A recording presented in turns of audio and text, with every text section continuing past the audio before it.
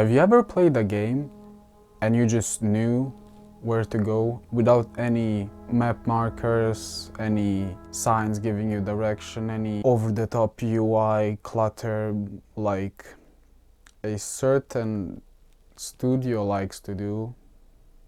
I'd like to talk about one game today that encapsulates the essence of good level design. And as you have probably noticed already, it's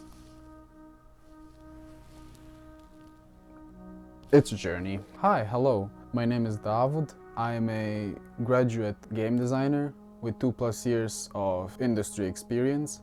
And today, I love to talk about 3 different design techniques that Journey uses in its level design to create intuitive, smart, just well-designed levels. The first of those techniques that Journey utilizes to create intuitive levels, and that is with something I like to call aiming.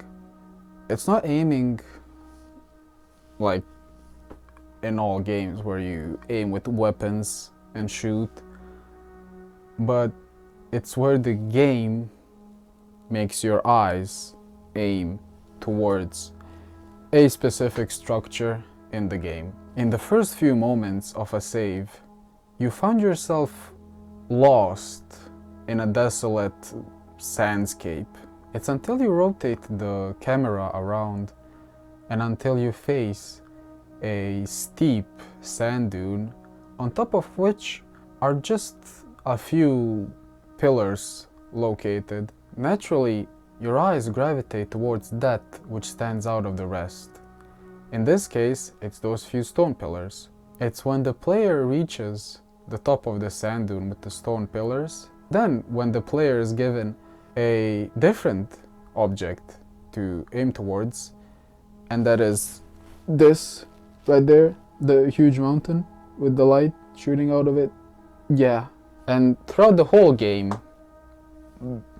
apart from a few levels, the mountain is always there and you always know where to go towards. If there was no other design technique and you had to choose one for your game so that you have intuitive level design, I'd suggest you use this one, because aiming is probably the most efficient design technique that a designer can use to successfully guide the player through the world or through a level, because it feels the most natural for the player.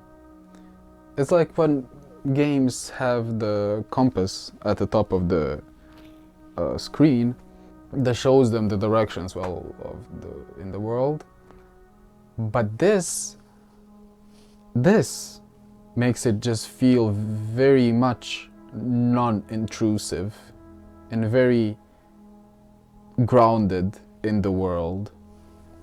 I'm personally a big fan of minimal UI, although I love DMC, which is the complete opposite of that. But these design techniques, they just make the player feel just smart, and it doesn't attack their intelligence as some games do. The second design technique I would like to mention is also something that feels very natural to the player, and that's route following.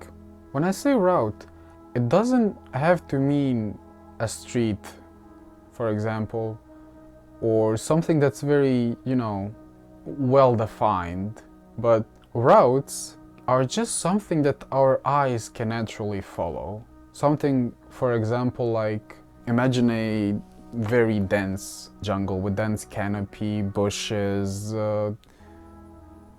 the things Tarzan uses to swing around. I forgot the name. I don't know. Imagine that, and then in the midst of the jungle, you see a few pieces of cobblestone underneath the thick moss, just protruding out slightly. And those few pieces of cobblestones is just enough, more than enough in some cases, what a player needs to figure out where to go. Our eyes naturally are programmed to find different routes or paths to follow. How Journey does this route following, at the beginning of the game, there's a part where you encounter, where you come across tall pillars of presumably a road. And at first, looking from the bottom, it might not look like something that the player should go to, but when the player gets on top of one of the pillars, they immediately see the path in front of them, although it's just a few pillars protruding out of the ground, but the player immediately figures out the route to follow. Or another example would be in the first major sand boarding part, which is the best part, by the way. It's why I wanted to play the game when I saw it. It's so fun. Please, if you didn't play Journey, please play the game. The sandboarding is so fun. Anyway, in that part, you are thrown in and you don't have to think where to go. The canyon where you are located, where you're gliding down, is designed in such a way where you just have to play.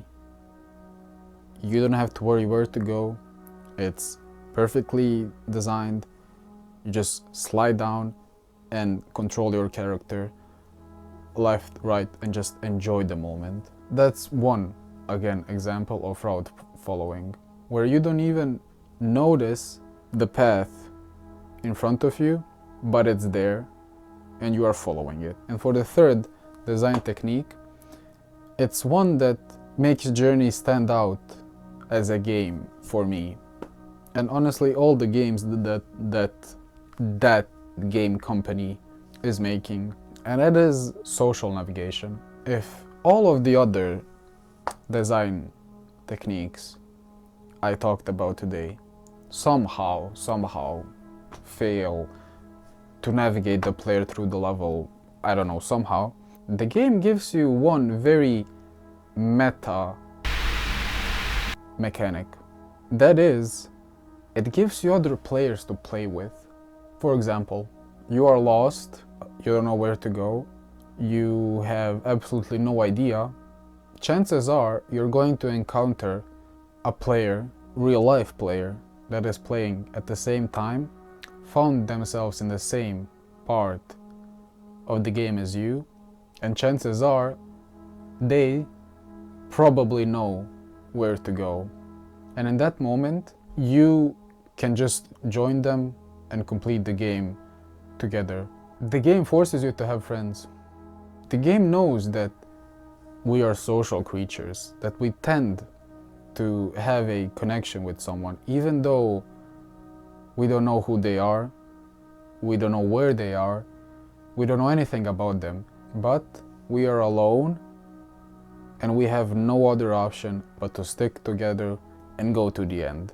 Other games implement such multiplayer mechanics, for example, like, you know, the FromSoft games. They implement it in such a way where it is helpful, but it's more for recording stupid deaths and just laughing at each other.